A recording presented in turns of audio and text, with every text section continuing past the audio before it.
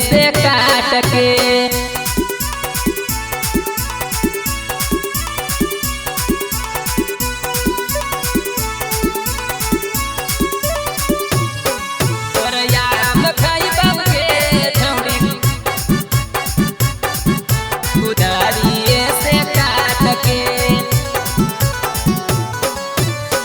सस्ता ले ले आप हमर बेचे ले अइलियो।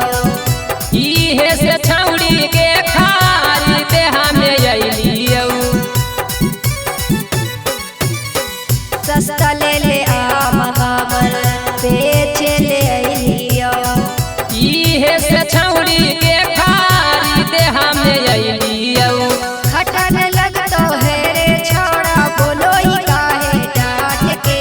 खटन लगतो है रे छोड़ा बोलो ही काहे डांट के। तोर आम खइबौगे छौड़ी कुदारिये से काट के। तोर आम खइबौगे छौड़ी कुदारिये से काट के।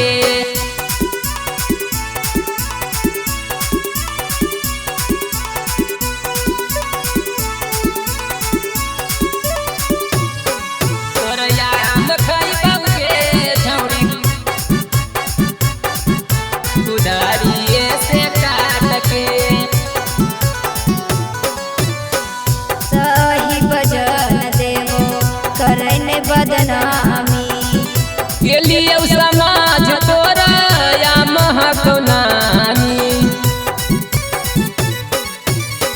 सही वचन देवो करन बदनामी। के लिए समाज तोरा या महको नामी। सुन रे अजदवा आम हमर खइहे सब में बाँट के। सुन रे अजदवा आम हमर खइहे सब में बाँट के। तोर आम खइबौगे छौड़ी कुदारिये से काट के। तोर आम खइबौगे छौड़ी कुदारिये